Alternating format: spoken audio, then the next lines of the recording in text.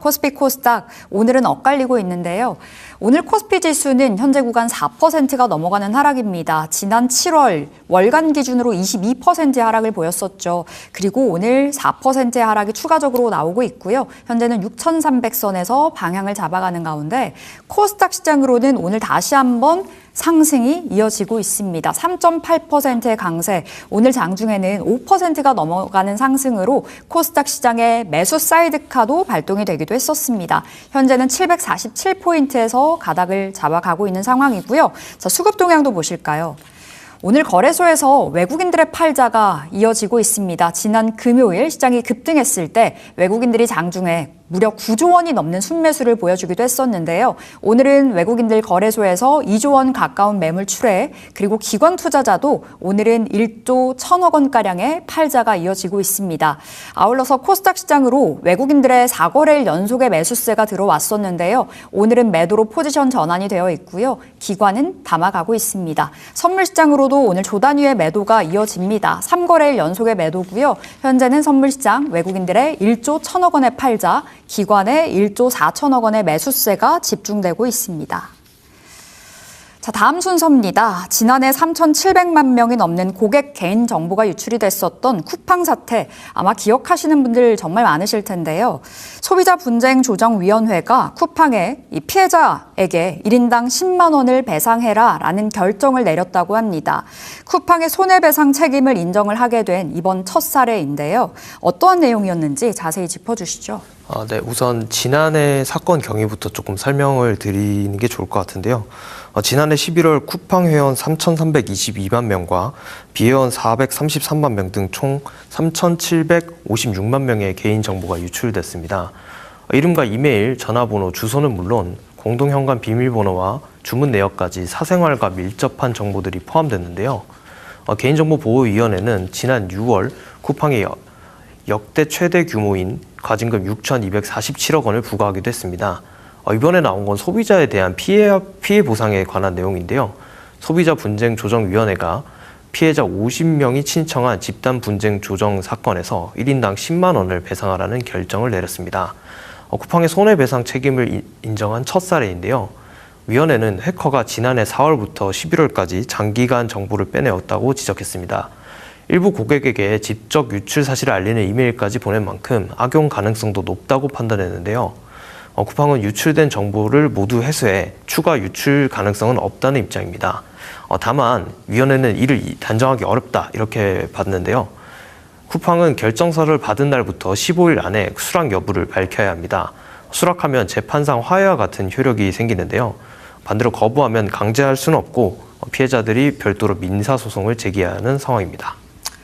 네, 그렇다면 이제는 쿠팡이 배상 결정을 수락을 할지 말지가 관건일 것 같은데요. 만약에 수락을 하게 된다면 전체 피해자에게 적용이 될 경우에는 이 배상 규모가 중요할 것 같습니다. 굉장히 클 것으로 현재 추정이 되는데 쿠팡이 수락을 할 가능성에 대해서는 현재 어떠한 이야기가 나오고 있는 상황입니까? 사실 쿠팡이 수락할 가능성은 좀 낮다는 게 업계의 시각인데요. 아무래도 배상 규모가 조금 크기 때문입니다.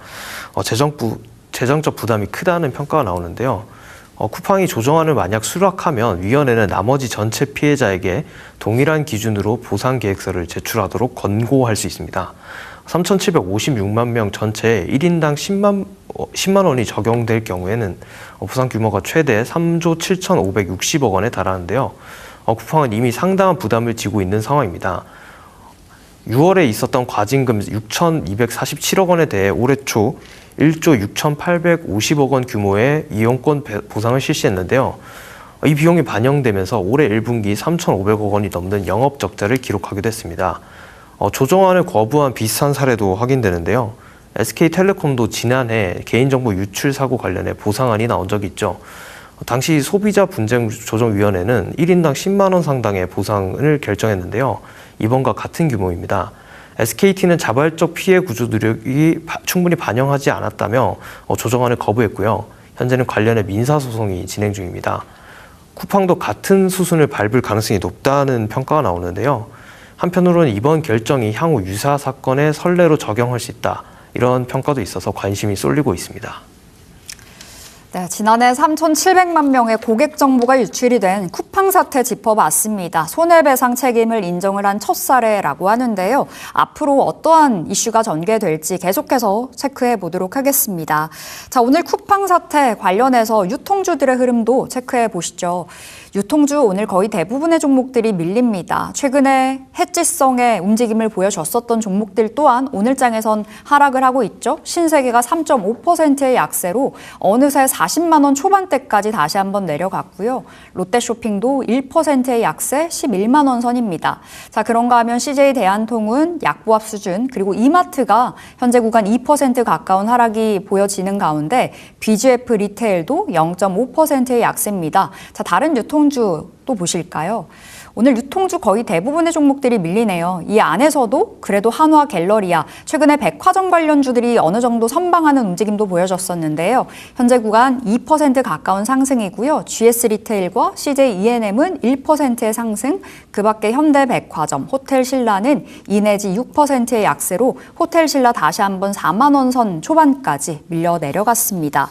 자, 그런가 하면 쿠팡 사태 관련해서 SK텔레콤도 살펴볼 수 있겠죠. 앞서 기자님께서 SK텔레콤 말씀 주셨는데요. 오늘 장에서 그래도 잘 버팁니다. 최근에 나흘 연속의 상승을 이어가고 있는 종목이고요. 외국인과 기관의 순매수가 꾸준하게 들어오는데요. 현재는 1%의 상승이고 오늘 장중에 SK텔레콤 6%의 강세 8만 6천 원 수준까지도 올라갔었습니다. 현재는 일부 차익 실현 매물이 출회가 되면서 8만 2천 원 선에서 거래가 이어지고 있습니다. 네, 다음 소식입니다. 다음은 재계 최대급 인수합병 소식입니다. 두산그룹이 SK실트론을 2조 3천억 원의 인수를 하게 됐다는 소식이 전해졌는데요. SK실트론은 국내 유일의 반도체 웨이퍼를 제조하는 세계 3위권 업체로 알려져 있습니다. 중공업 중심이었던 두산이 반도체 소재 기업을 품게 되면서 이제 체질 전환에 나섰다라는 평가를 받고 있고요. 반대로 SK 입장에서는 알짜 자산을 매각을 하면서 재무 건전성을 높였다는 이야기가 전해집니다. 구체적인 내용 기자님 짚어주시죠. 네, 두산이 지난주 SK가 보유한 SK실트론 지분 70.6%를 인수하는 계약을 체결했다고 밝혔는데요. 이사에서 지난주에도 승인됐습니다. 인수 금액은 2조 3천억 원인데요. 지난해 12월 두산이 우선 협상 대상자로 선정된 지 7개월 만에 계약이 성사된 겁니다.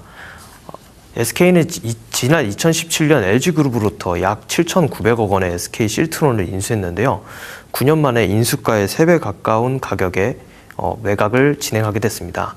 SK 입장에서는 재무 건전성 제고와 미래 성장 동력도 확보했다는 평가인데요. SK실트론은 말씀하신 것처럼 반도체 웨이퍼를 만드는 기업입니다. 웨이퍼는 반도체 칩의 기반이 되는 얇은 실리콘 기판인데요. 세계 웨이퍼 시장은 SK실트론 외에 일본의 시네스화학, 섬코, 대만의 글로벌 웨이퍼스, 독일의 실트로닉 등 5개사가 점유율 90%를 과점하고 있습니다. SK실트론은 지난해 매출 약 2조 원에 영업이익 4천억 원을 넘긴 알짜 기업이기도 한데요. 두산은 이번 인수로 전자소재, 반도체 테스트에 웨이퍼까지 더하며 반도체를 그룹의 핵심 성장축으로 세운다는 구상을 밝혔습니다. SK실트론을 상장하지 않고 배당을 받아 두산의 주주환원 재원으로도 활용할 계획입니다. 네, 확실히 이번에 빅딜이 성사가 된 만큼 재계의 관심도 뜨겁습니다. 사실 시장에서는 최태원 SK그룹 회장이 개인적으로 보유하고 있는 SK실트론의 지분에 관심이 쏠리고 있다고 들었는데요. 그 이유와 배경 어디에 있을까요? 사실 이번 거래에서 두산그룹이 SK실트론 지분 중에서 이제 최태원 회장이 보유한 지분은 거래에서 빠졌습니다. 근데 지분이 한 30% 정도 되는데요. 두산은 별도 지분 인수 협의에 나서겠다고 밝힌 상황입니다. 일두가 업계에서는 사법 리스크를 최태원 회장이 인식했다라는 평가가 나오는데요. 관련 문제를 이해하려면 과거 2017년으로 거슬러 올라가야 합니다. SK는 당시 LG실트론의 잔여 지분 우선 매수권을 포기했는데요. 이를 최 회장이 인수했습니다. 때문에 그룹 총수 개인에게 SK가 사업 기회를 제공한 것이 아니냐는 논란이 제기됐는데요.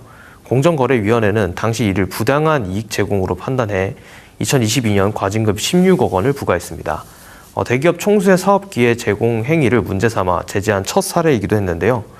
다만 SK 측이 소송을 제기했고 결국 지난해 6월 대법원이 공정위 처분을 취소한 원심을 확정했습니다.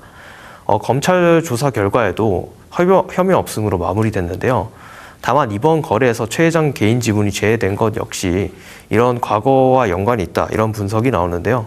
유사한 논란을 사전에 차단하려는 의도가 있었다는 분석입니다. 향후 감신사는 최 회장이 개인 지분을 언제 얼마에 매각하느냐인데요.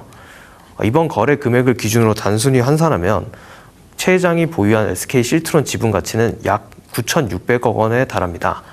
최 회장은 최근 재산 분할과 관련해서 노소영 아트센터 나비관장과 소송도 진행했죠.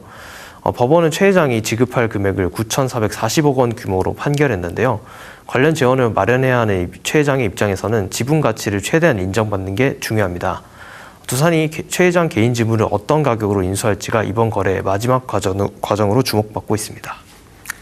네, 두산이 2조 3천억 원을 들여서 SK 실트론을 인수를 했습니다. 재계급, 정말 최대급의 인수합병 소식이 전해진 건데요. 오늘 두산 관련해서 리포트들이 쏟아지고 있습니다. 이 중에서 가장 높은 타겟 포인트가 제시가 된 증권사 유진이고요. 유진투자증권에서는 두산의 목표 주가를 현재 268만 원까지 올려 잡은 상황이기도 합니다. 관련해서 뉴스 계속해서 체크해 보시죠.